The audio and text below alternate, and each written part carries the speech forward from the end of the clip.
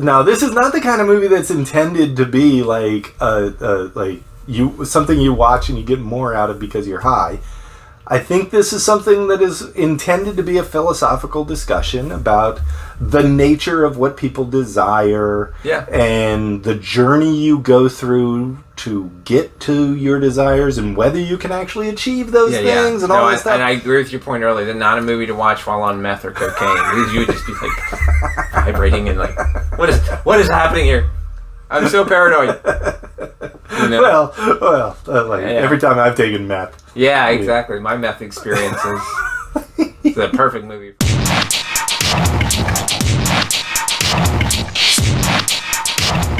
All right, everybody, welcome to Nerds of a Certain Vintage. As always, I am Patrick. And I'm Andy. And we are nerds who are here for our podcast proper for Sunday, January 12th. Our most exciting episode yet. Don't say anything for like 10 minutes. Of this year. I get a feeling that we're going to have some stuff to say about this. Well, probably so. Yeah. Not good stuff. It'll be either like, 5-minute episode. Oh. So if you listened to last week's Sunday episode, you know what you were in for. Yeah. And I apologize in advance if you actually watched this. We went through our deep dives, just looking for something to clue us into what we might be able to watch. And we settled on Stalker. Stalker, 1979's Tchaikovsky. Which had nothing to do with any of our deep dives. No, we had already decided to watch Stalker some time ago. Yeah. And before we get started, I wanted to ask you, we had heard of Stalker several times in some of our other lists, mostly the cult stuff, right? Tarkovsky. That's who I meant. Tarkovsky, right. And so we had read the summary of what it was about. Mm-hmm. How did you picture this movie before we actually went and saw it? Exactly like this. It was exactly that way, right? Yes. Yeah, not me. As soon as you said it's a Russian... Well, this would be Soviet, because nothing about this movie is Russian. Yeah. It is slow as all get out. Yep. It is not Russian. That's my joke. I'm sorry. I was wondering for a second. I was like, where are we going with this? No. This is a Soviet-era movie about contemplating existence. Pull up the IMDb for me and read to me that what their brief sort of description of the movie is. All right, so here I've got a couple of different options here, okay. All right, IMDb is a guide leads two men through an area known as the Zone to find a room that grants wishes. Right. That's what it is. If this movie had been that, and listen, I'm not saying that it wasn't that, because that's ostensibly what's happening. Right. But the real story of this is the long philosophical exposition that these jokers are having. So here was the image I had that I thought this movie was going to be. I thought it was going to be more like sort of dystopian, like Blade Runner sort of thing. Like big cities, people wearing hazmat suits, shiny lame bodysuits, of course, some shaved heads. You know what I mean? I pictured if this had been American, yes. Yeah, I pictured the Stalker with those contacts that make your eyes look white. Yeah. And because other things we read said that he was some kind of a mutant of some kind. A mutant, a mutant. Yeah, a mental mutant or something like that. And I didn't get any of that. Yeah, and I thought the Zone was more like. So you have city, and you enter the Zone, and it's more like a sort of a ethereal desert thing, like flat. The environment is almost smoky, or because they talked in one of the summaries about how going straight doesn't always lead you in the most direct path. Like it's dangerous. Like things twist around and stuff. And so I was thinking it was a more ethereal environment to try and find this room, and I did not get any of that. Like, none of that was here. So, well, yeah. I mean, the first time we talked about this, where we were talking about it as a Soviet era, we were joking about movie. As soon as you say that, this is like there's nothing joyful about that. There's nothing happy. This is. I'll put my cards on the table. This is a slog of a film. All right, this is a film that like.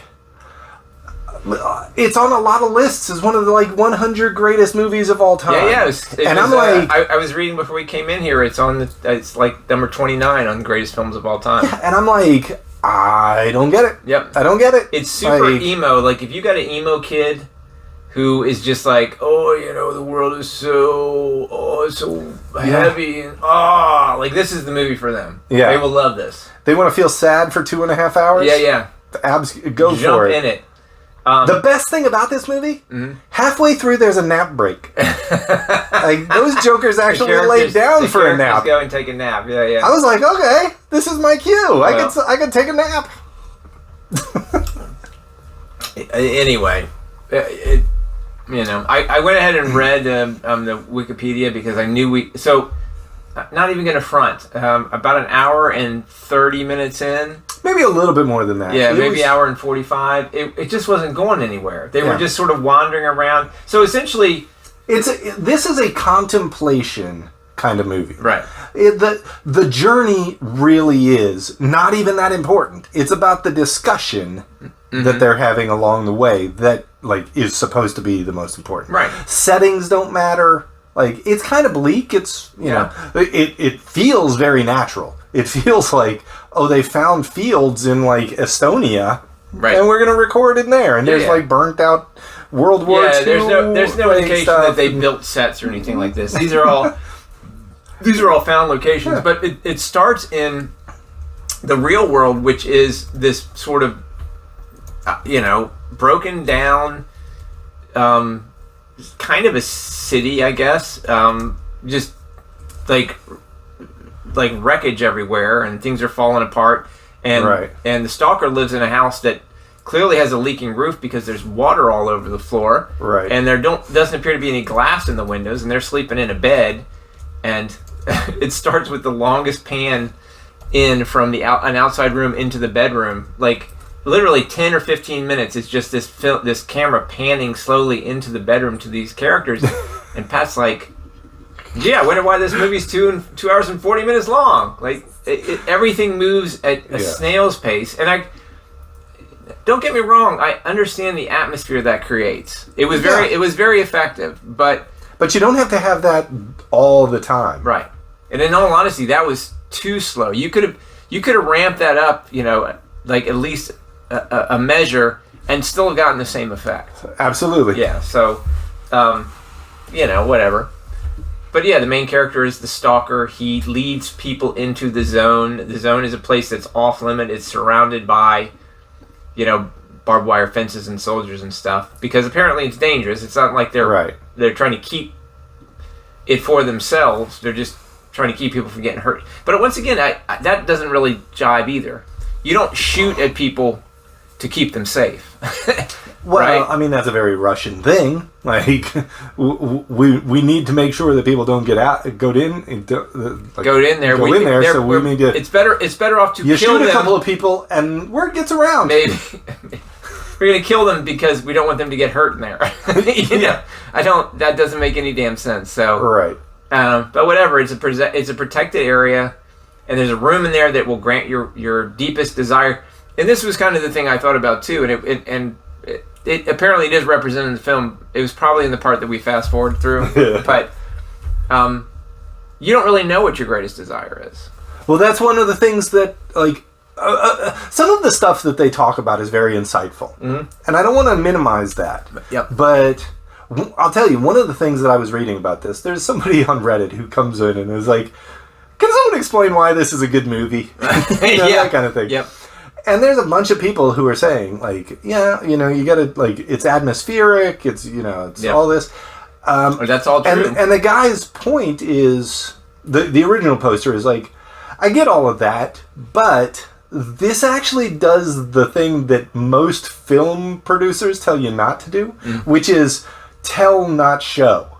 Right. This is all about telling and not showing. Yeah. Which... if you're going to use a medium like film, like, people always say, show it, don't tell it. Yeah. And, like, there's that quote about like, does my conscious wants everybody to be vegetarian, but my subconscious wants a big fat steak. What am I gonna get when I get there? I think that's pretty that's a pretty deep thought. Like, was that in the movie? Yeah. I missed that part. That was one of the things that was in the movie. Like, it was the writer who asked that. He's like, I don't know what I'm going to get when I get there. So the movie starts because the stalker has just gotten out of prison. Apparently, if you're a stalker and you take people into the zone and you get caught, you get thrown in prison. He was in prison, and he left his wife and his disabled daughter alone. And when he got back out, he's with them. But he's decided to take another couple of people into the zone. His wife is pissed, and they have a little bit of a fight. But he still goes off, and the people he's taking in the zone is a writer and a professor, and they don't use names; they're code names. So it's like writer and professor, and it's clearly a setup for sort of these intellectuals, like two different subtypes of intellectuals, so that they can have conversations from their particular point of view. But also coming from the Russian perspective, the Soviet perspective is that those are the meaningless people. The scientists and the professor and the artist are kind of like they're not as important as the people of the earth. The people who actually produce things. The farmers. They're bourgeois.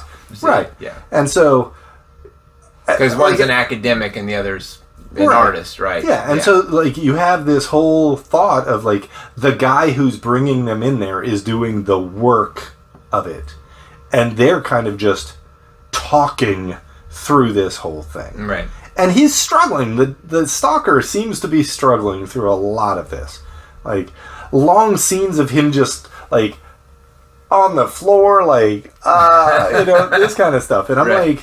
All right, I kind of understand if the Soviet psyche is the people who are doing the work are the most important. Then you get some artist who's just spouting for a couple hours. I didn't quite get that. I thought they were specifically chosen as archetypes because this was going to be a contemplative movie, and these are the types of people that would. Have insight and have the general tendency to talk about those insights. Okay. If you just had a couple of working class guys, they're going to be like, man, I need to eat. I wish I'd bought a bottle of liquor. It wouldn't be like this is what I think of society. Right. And this is what science tells us about this, that, and the other thing. That's the kind of conversation you get from. More intellectual archetypes, and that seemed to be the whole focus of the movie is them having those conversations. Look, we come into this from our own perspective, and I will be absolutely flummoxed if I've got the right perspective on this. Well, this had a little bit of that Eraserhead feel to it. You're watching it, going, I dig that there's more going on here than is immediately apparent. It's very atmospheric.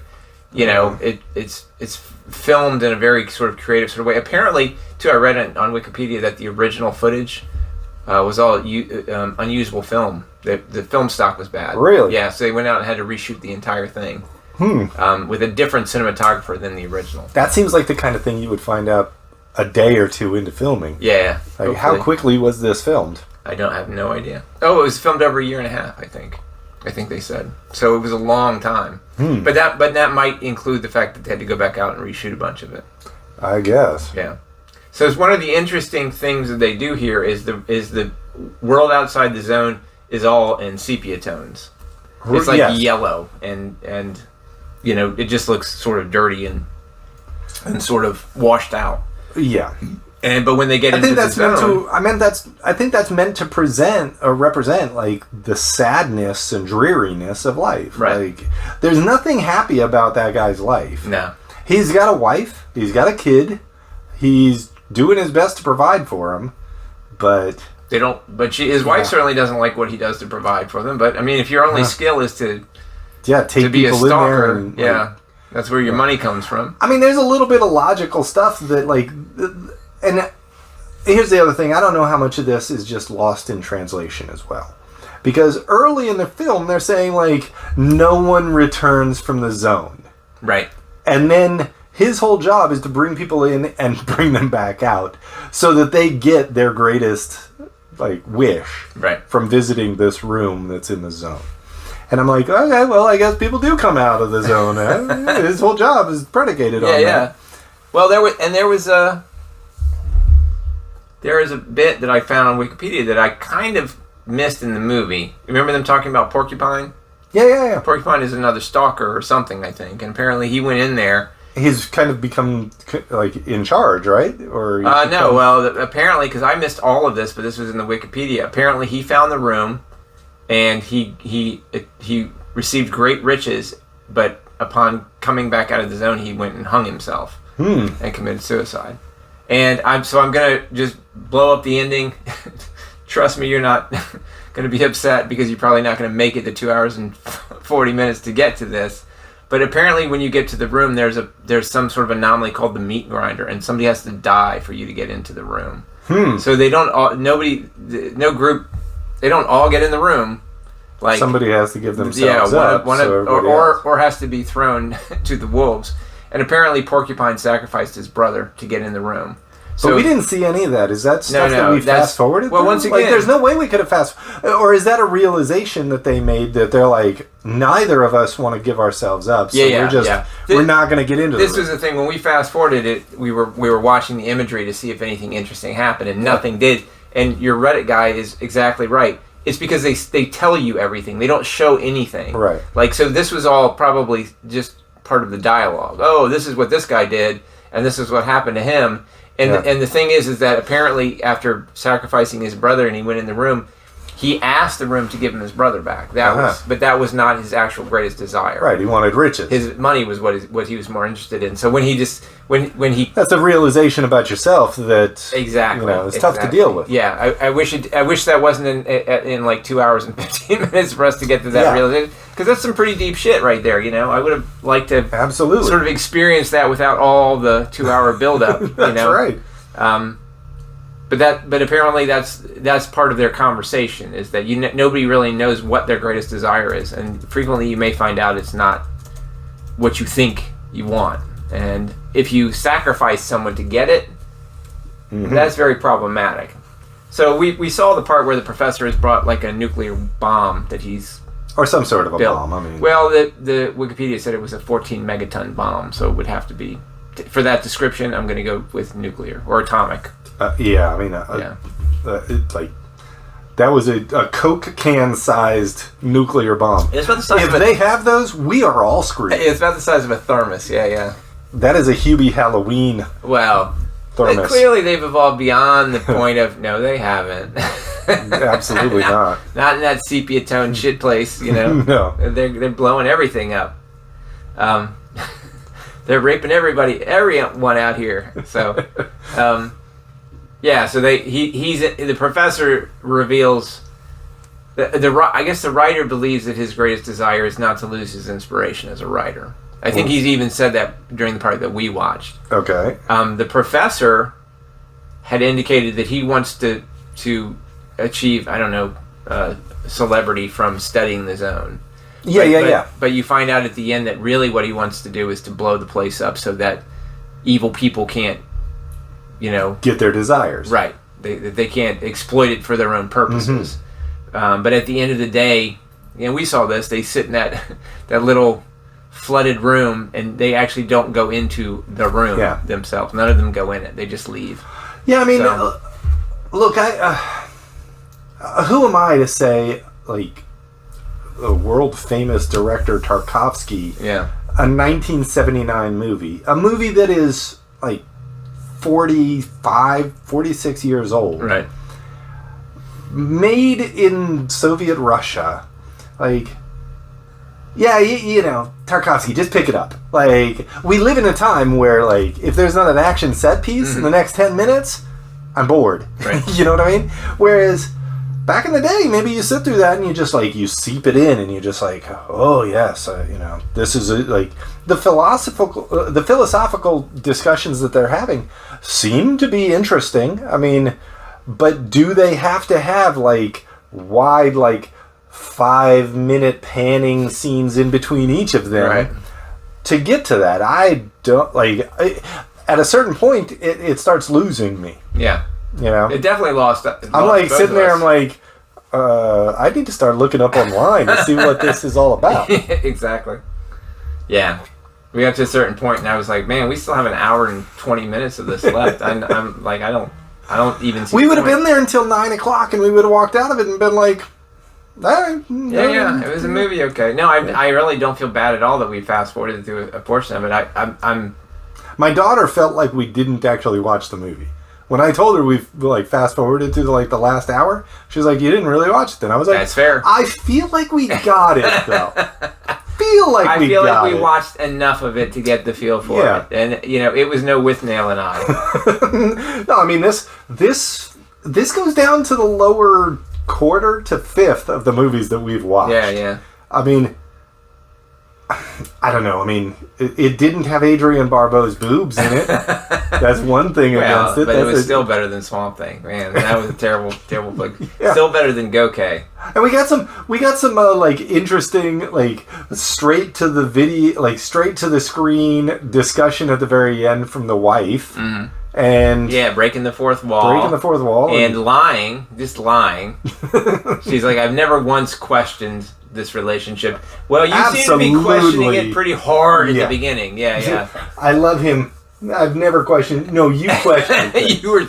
You were super questioning it. Yeah. You were questioning it to his face. Yeah. He brought a dog back from the zone, and you're like, nice dog. Beautiful dog, by the way. Yeah, it was a fantastic dog. Yeah. Well trained.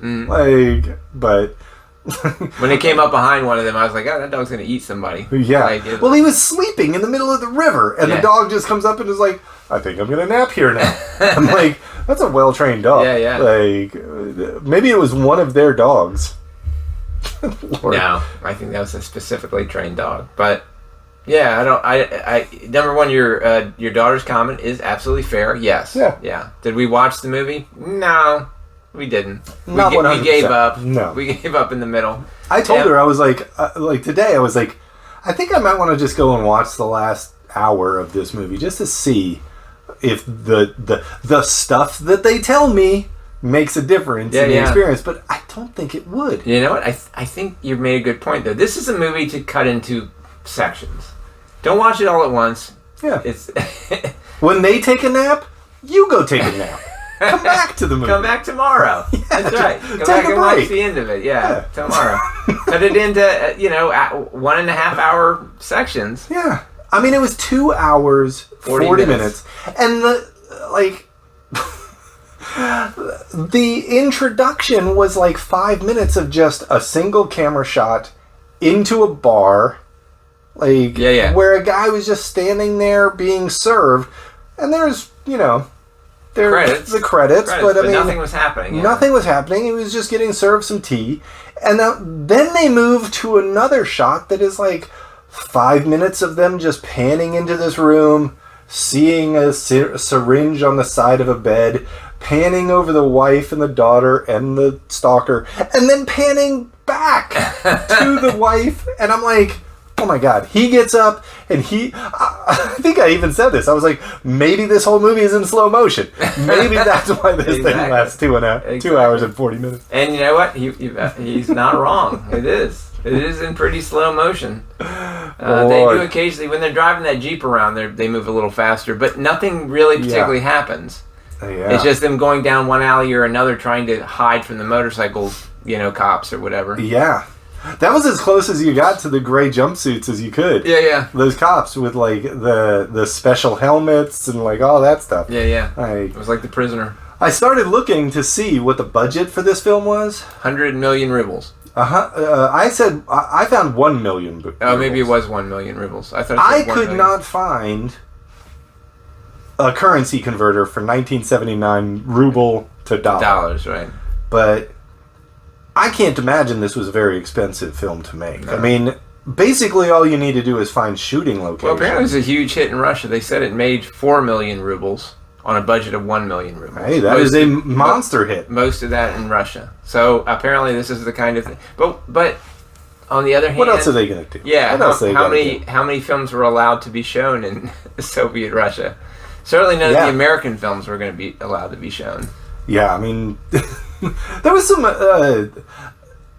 Again, there's some stuff that I'm not quite sure whether it's translation error or what, but there was some stuff that I was like, that doesn't seem like it would be something the Russians, like the Soviets, would be okay with that guy saying. Yeah. Except he's an artist, so what are we gonna do? They're crazy anyway. You can't trust them. We want him to say wacky things, like things we don't agree with. This is the comedy aspect of the show. Yeah. So that's what got me thinking, how much of this movie is propaganda and how much of it is like legitimate storytelling. And I don't know if we can separate ourselves out from that. I mean, everybody makes films within a power structure, maybe it was Kubrick style, like subversion. And, stretching it in there. Yeah. So I looked up a couple of things. I looked up. I went into Common Sense Media to see what they had to say about Stalker. Yeah. You want to know what they had to say about Stalker? They probably didn't like how Joseph and Mary were cast. That's what they had Bubkiss to say. They didn't even have they didn't have Stalker. I would be surprised. I don't imagine that many of the like parents are not having it. Like this is not a movie you sit down and watch with your kids, right? So or at all, Yeah, I mean, like if you have a kid who might be going into film school, like my daughter, yes, then this might be one to watch. She might want to go and watch this, and I'd be like, "Yep, better than you than me, man." Did she watch Eraserhead? Yeah, she watched it with us. Yeah, I couldn't remember. Yeah. And listen, I will watch Eraserhead over and over again before I watch this movie. Like I would go back and watch. Except maybe for the last hour that we missed, you might be like, "Yeah, I got to go see what happened." Yeah, I might actually at some point go and watch the last hour, because some of the philosophical stuff that they were talking about was interesting. Right. But I don't know if I can take it for 2.5 hours. No, you got to cut that out. I think you nailed it. You got to break it. You break this movie up. Yeah. Like take it in chunks and just be like, all right, like soak in it for 15 minutes, and then go out and see the world. Like touch some grass. That's right. You know what I mean? Watch an hour. Yeah. Go have yourself a coffee. Yeah. Get a latte. Yeah. Maybe tomorrow. See something other than sepia tones. That's right. Maybe tomorrow go watch another hour. Yeah. Grab yourself a gin and tonic and have a nap, and then the following day watch the last 40 minutes. Yeah. And just bang it out. Could you imagine watching it? Like, I've never done drugs, but I could imagine, like, doesn't weed, doesn't it slow you down? So this would be on, like, real speed to people who are watching it on weed, right? But if you take, like, coke or meth, it speeds you up, right? So this would be on, like, 1/4 speed. Not really. It doesn't really change the way you experience the world, but yeah, let's not say slows you down, it mellows you out. Weed mellows you out. You think this would be worth watching for my first experience with weed? Get a weed gummy and be like, I'm just gonna sit here and why don't we get you to drop the brown acid and then watch it, and you'll be like, wow, look at those colors, man. No, this is not the kind of movie that's intended to be like something you watch and you get more out of because you're high. I think this is something that is intended to be a philosophical discussion about the nature of what people desire and the journey you go through to get to your desires and whether you can actually achieve those things and all that stuff. And I agree with your point earlier. They're not a movie to watch while on meth or cocaine. You would just be like vibrating and like, what is happening here? I'm so paranoid. Every time I've taken meth. Yeah, exactly. My meth experience is the perfect movie for me. No, I would. I think I may go back and watch the last hour just to see, because you can't even say stuff like that. You have all your lower teeth. It's clear that you have not done much meth. Yes. Yeah. Well, I've got a really good dentist. Exactly. These are just dentures. Yeah. I take them out when I smoke. Yeah, that's right. I don't want to ruin my expensive dentures. So, so of course, Common Sense Media has nothing about this. Yeah. But Rotten Tomatoes does. Oh, of course. You want to hear what Rotten Tomatoes describes this movie as? Sure.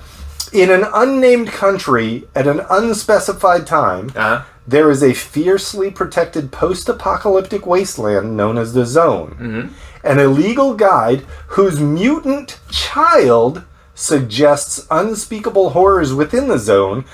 I don't think she ever spoke.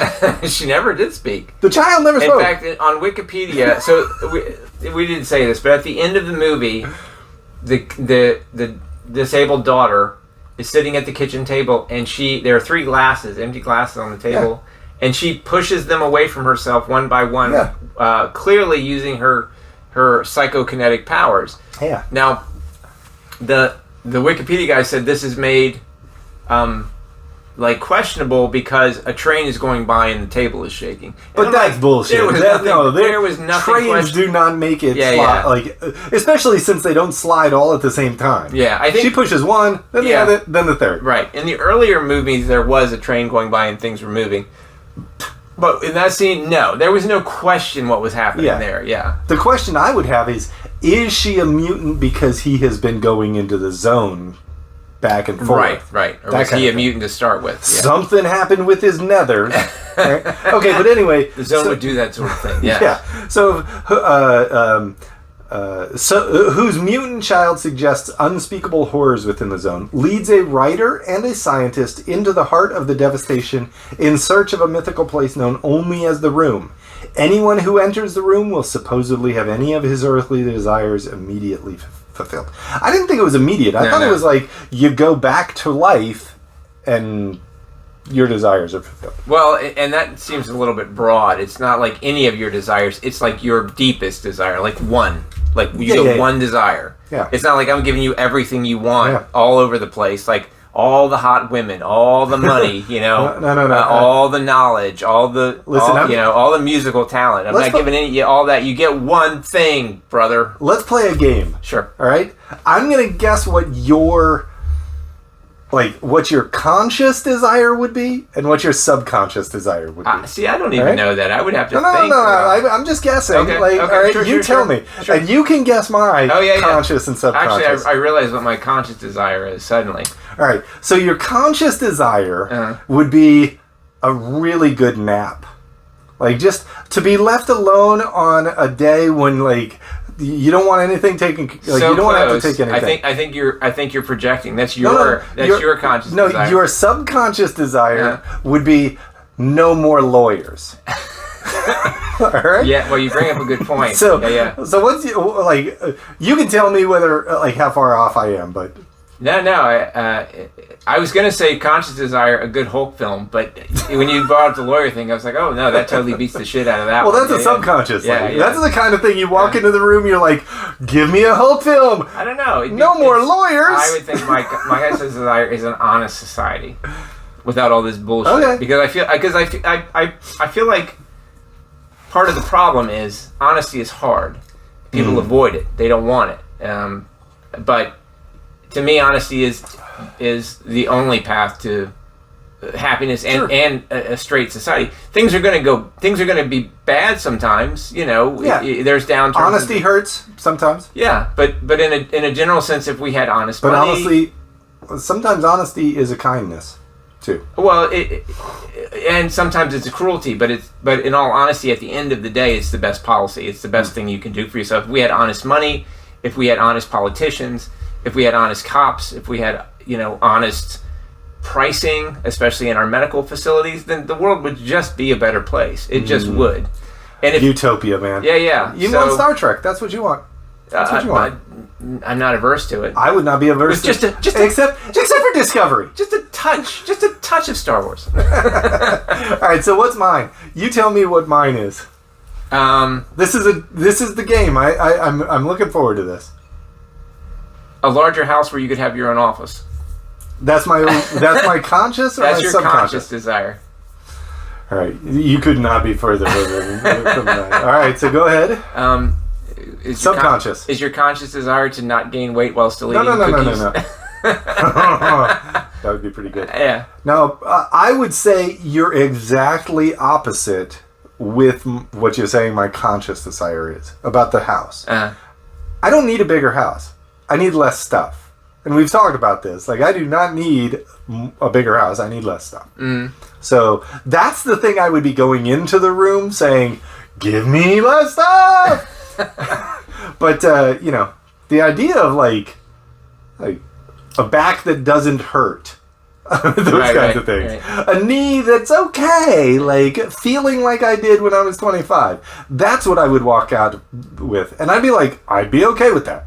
That's I would be totally okay with that. That is really the point of this movie, is that you go in there with your conscious desire, right? And then you go in there with maybe some view of what your unconscious desire is. But chances are what really is most important to you is not something that you've ever really thought with any great detail about, and it's and that's why going into the room is Danishes.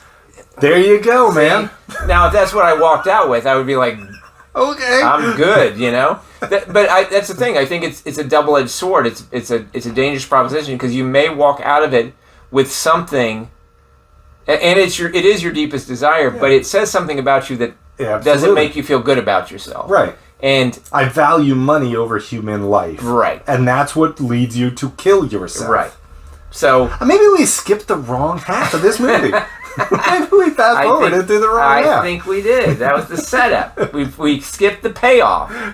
But no. I mean, I don't think you're wrong. Maybe I'll go back and watch the last hour, like legitimately watch it and see what happens. This is the movie that we should have done what we did with Zack Snyder's Justice League.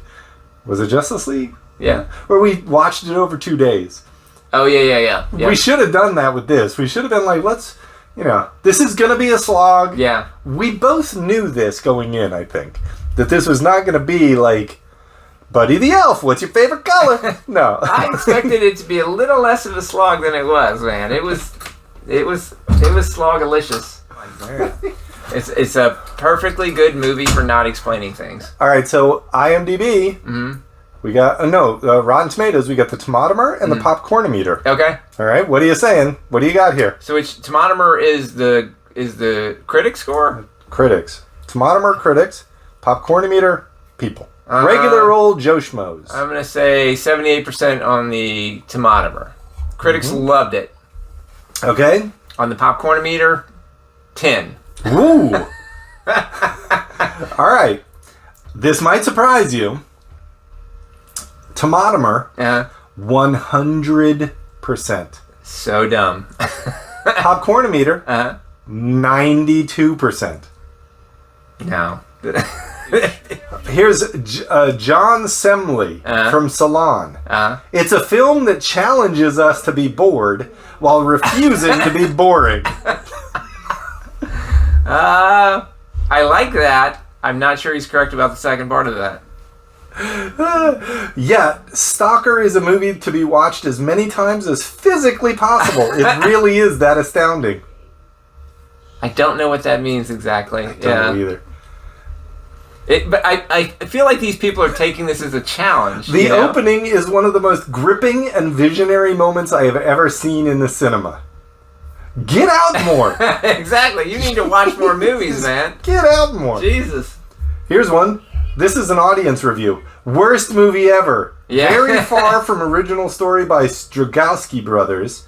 Tarkovsky maybe is a genius, but definitely not here.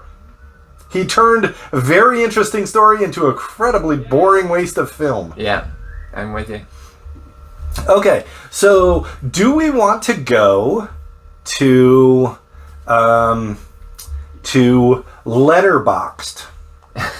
I don't even know. Yes, I absolutely want to go to Letterboxd. So Letterboxd, I don't know how much you know about Letterboxd. I don't know anything about Letterboxd. Letterboxd, I kind of found out about this from my daughter. So Letterboxd is a website that's kind of for cinephiles who love watching movies. Right. And will kind of document the movies that they've watched and give a little review on them. Okay. All right? Yep. And so Stalker, in this, it says, near a gray and unnamed city in the zone. Not gray. Definitely not Sepia. gray. You are absolutely wrong from the get-go. A place guarded by barbed wire and soldiers, and where the normal laws of physics are victim to frequent anomalies, a stalker guides two men into the zone that we never get to see. Yeah. It's just well, they don't have that kind of money. They had 1 million rubles money. They didn't have special That's effects. like 20 money. grand, maybe. Yeah. Outside. You know, they had a Not even in 1979. let's kill that fish at the end of the movie money. That's what they had. Let's put a fish in a bath of oil. See how it feels later. Yeah. A stalker guides 2 men into the zone, specifically to an area in which deep-seated desires are granted. All right? So here's the quote. My conscience wants vegetarianism to win over the world, and my subconscious is yearning for a good piece of juicy meat. But what do I want? That's a pretty, like... Yeah. Like, I think it... Like, that's the kind of quote where you listen to it and you're paying attention to it and you're like, wow, well, what are you? Are you your subconscious? Are you your conscience? What wins the day? Yeah. Like, that's a pretty powerful. Well, there was a lot of stuff even in the first hour and half where we watched it studiously, where conceptually some interesting things were being brought up. Yeah. But it almost became too much. Like there were so many things. You're like, you know what? I got to write this on so I can think about it later. At some point, it's just noise because and that's problematic. In all honesty, I don't think it makes the movie better because it has that. It's a flaw. Like kind of pick what you're wanting to talk about here. And we watched this a couple of days ago. Mm-hmm.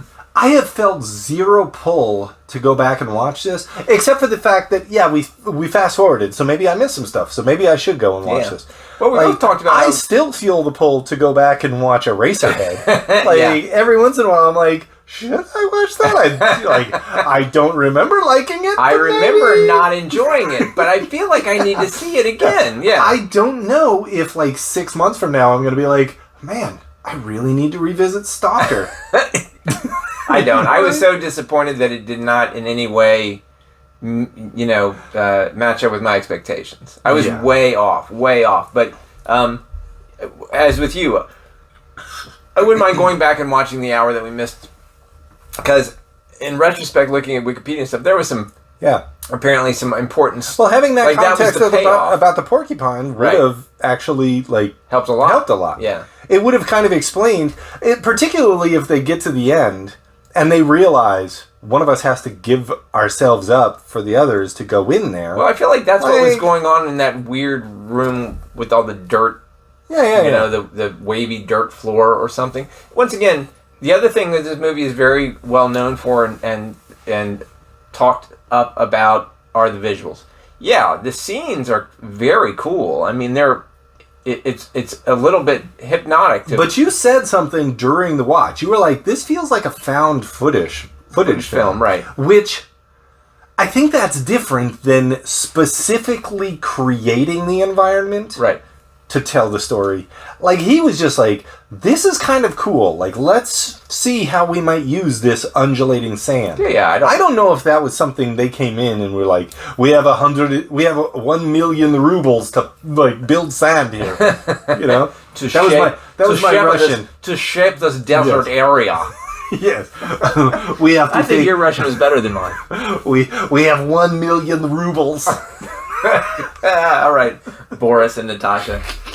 But even that there's. Do you think they actually created those environments, or I think we had that discussion. I think that one they might have, but almost none of the others. The other one was from an old, probably defunct power station. Right. But I mean, when we were watching, I was like, man, if they actually built these sets, this is fantastic. Yeah, it is amazing. But I don't think they did. No. They stumbled upon old Soviet era, munitions and stuff. A field with a bunch of burnout tanks sitting in it. Although there was a dead body in one of them, so no, they might have had to put a dummy in it. I think they built that part of it. That was 200,000 rubles right there for that guy. Exactly. No, it wasn't a ruble over 20,000 rubles.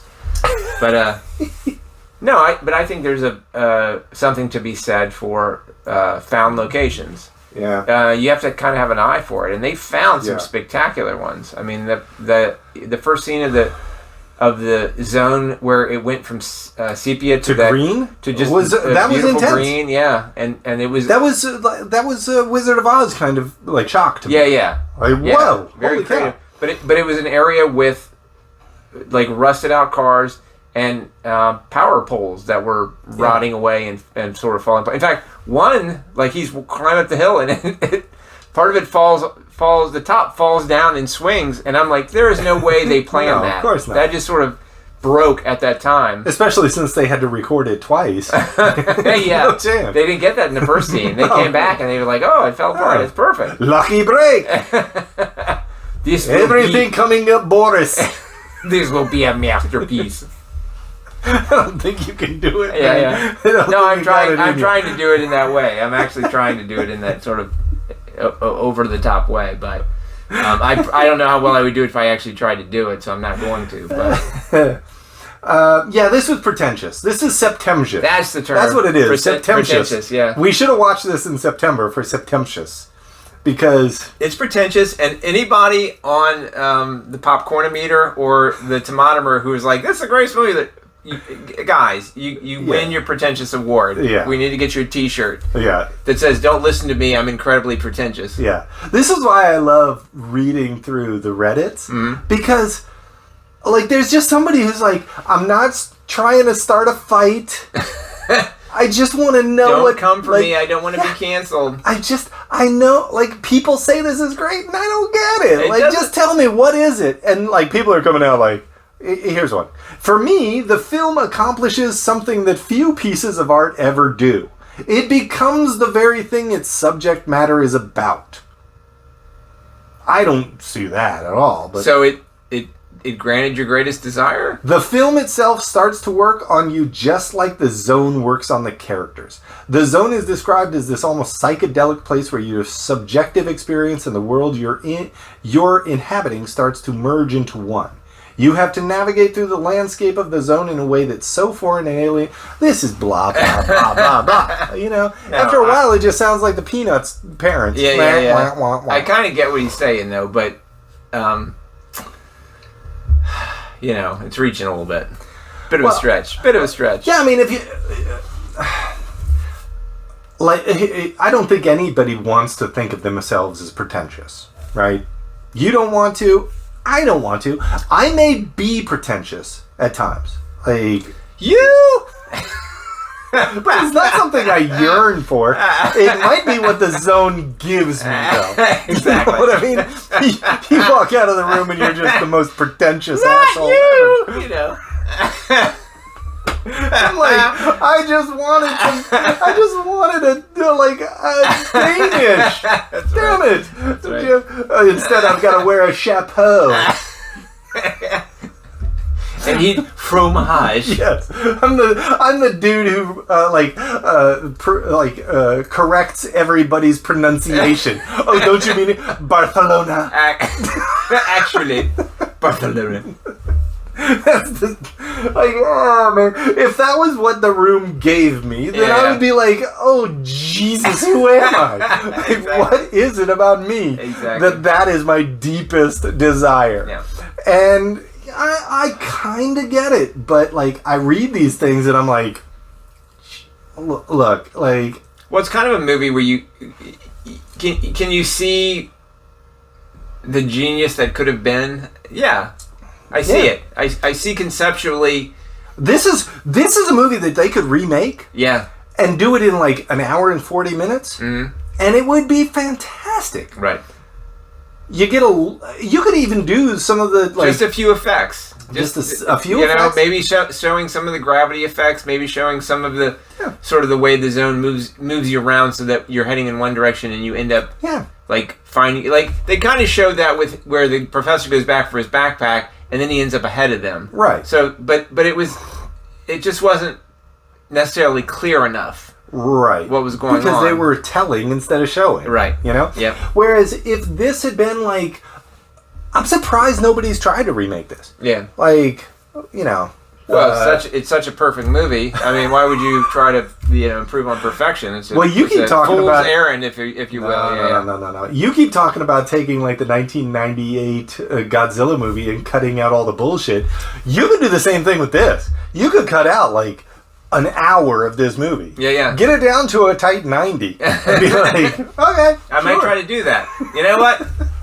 Challenge That's my accepted. retirement plan. I think some of the discussion about how governments work and various shit, that's off topic. That's not what we're here for, right? Right. So it's interesting.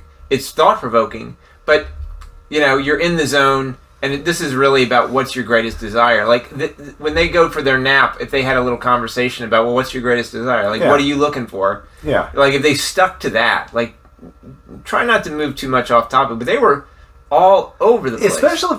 Especially if through effects they started getting glimpse of, like, what you say your desire is might not be the thing you get. Yeah. You're a horn dog. You talk about wanting inspiration for writing, but you really you're going to come out of this with a heart on that lasts forever. No, you're going to come out of here with a subscription to Pornhub. Well, this is like the genie. Yeah. Like, you got to be very careful what you ask the genie to give you. Yeah, most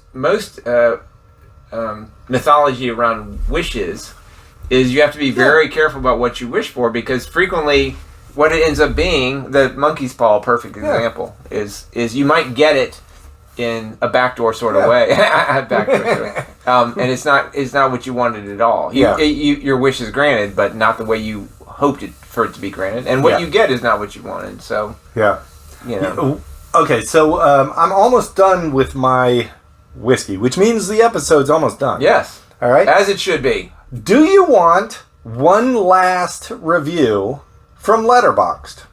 Yes. Okay. I don't think I can live without it. Here's one. Review by Breakfast Roll. 4 stars. You know what a breakfast roll is? Is it the thing we had in England? It's a Danish. Oh, man. Perfect. It may not be. This is short. But that's what I'm calling it. Short and to the point. Oh, fantastic. Why he's so stalkery. I love it. You are not wrong, sir. Not as good. That's the question. Not as good as the Mary and Joseph comment. But pretty good. Yeah. Why he's so stalkery. I've talked to my daughter, and she's like, one of the things I like about Letterboxd is it's a mix of, like, people who are, like, all about film, and they're all pretentious bullshit, and other people who are just in there as trolls, they're just talking some shit. Which I'm totally up for. Yeah. I am absolutely on Why he's so stalkery. Why he's so stalkery. That's perfect. That's so perfect. I love it. You got anything else you want to say about this? You would agree that this falls in the lower 20%, maybe even lower 10% of the movies we've watched. Although, but what I will say is I'm glad we watched it, because it has shown up on lists. As I've mentioned early on, I had an entirely different concept of what this was probably going to be about. And I was expecting it to be more sort of sci-fi 1980s, sort of cool classic sci-fi. Yeah. And it wasn't. It was. You were disappointed. Yeah, it was very disappointed. It was a very found. The Room would not have given you what you desired. Yeah. Well, it makes me want to go watch the Room. Like, I enjoyed if you go in more. there and all you see is, like, what's his name from The Room? Oh, hi. Close the door, Denny. He's just in there throwing a football. Yeah, exactly. I was disappointed. Although, once again, I can see how this would generate a lot of different opinions, because there is something there. Yes.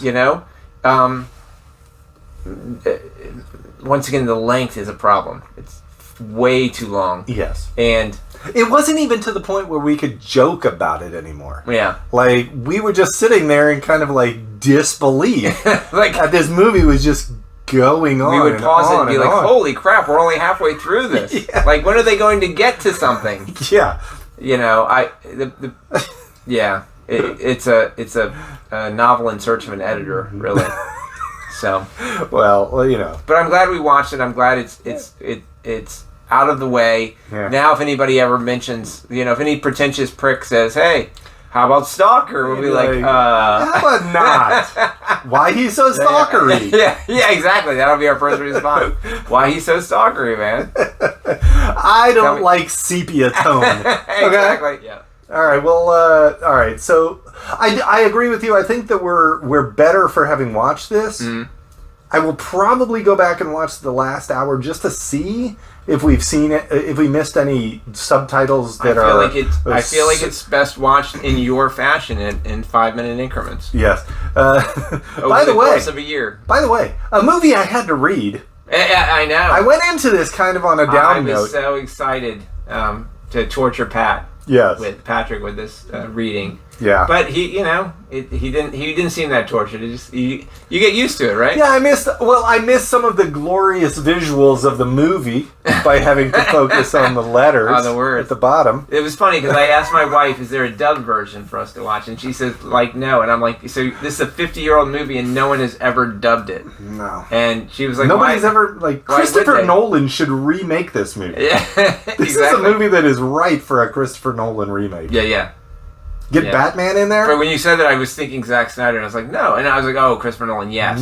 Absolutely. Yeah. It's got timey-wimey shit, it's got, weird rooms that, move around and do things. Yeah. Hey, no, this is... Gravity issues. I think this is Christopher Nolan's dream job, is remaking Stalker. Instead, he's doing Ulysses. Yeah, he's doing the Odyssey. That's a little straightforward of a story for him. In all honesty. Wow, yeah, it's too. He's going to do something weird with it. Oh, no doubt. It'll be told backwards or something. Ew, wrap it up, nerds. PETA. You want that one? PETA, wrap it up. All right. Well, the Demito has spoken, so it is time for us to wrap it up. This is at the bottom. Yeah. Well, it's not Swamp Thing. No. And I would say this was a step above Gokey, in all honesty. Yeah, probably. Gokey was a hard effing watch, and at the end you were like, they were right next to the interstate, man. There's a Walmart right there. Yeah, it was so dumb. At no point did I think there was a Walmart anywhere near this movie. No. Well, you watch this movie and you're like, there's definitely something here. Like you see the visuals are cool. You see the artistry with the filming. The story is very thought-provoking, and then you're just like, why is this 2 hours and 40 minutes long? Because it takes the dude, 5 minutes to, take a watch off of the bed and put his pants on and escape from the room. I know. Everything is too slow. And while I appreciate there's something to that, it creates an environment. But in small doses, though. Right. You do it in small doses. You can't do it for the whole movie, because as things spool out, as a viewer, you're just like, I feel like the king in Amadeus. Too many notes. Too many. There are exactly as many notes as there need to be. There's too many notes. Yeah. Hey, there's 24 frames in a second. Anyway, we could get that down to 18 for this movie. Just something. Can they walk in real time? Exactly. Do we need them driving the Jeep up and being like, hey, go over there and see if there's a train? Yeah. They don't have to have somebody else go. They could all just go. How long do they need to nap with the voiceover? Good Lord. But that's the takeaway. If you're going to watch this movie... Chunk it. You watch it until the nap. You take a nap. Go get a bourbon. Yeah. Come back the next day. Come back tomorrow. Yeah. Think about what you've seen. Get some vitamin C. And here's the thing: when you think about what you've seen, the first thought you're going to have is, "Why am I watching this?" but don't let that deter you. Yeah. Come back and watch the. You fight through that. Yeah, exactly. It challenges you to be bored, and you will be bored. But break through that without being bored. Yeah. That's break through it. That's your pride fucking with you. Exactly. Your greatest desire is to not have to watch this, but that's not for you to decide. That's for the room to decide, baby. You're in the room right now, baby. Exactly. Exactly. Perhaps your greatest desire will be met. All right, well, the day met has spoken, so it is time for us to wrap it up. As always, I've been... Alexei, maybe? Sure. I don't know. You've been Boris, and I have been Natasha. I've been Boris, yeah. Yeah. I've been Boris. And I have been Natasha. Yes. You guys are weird.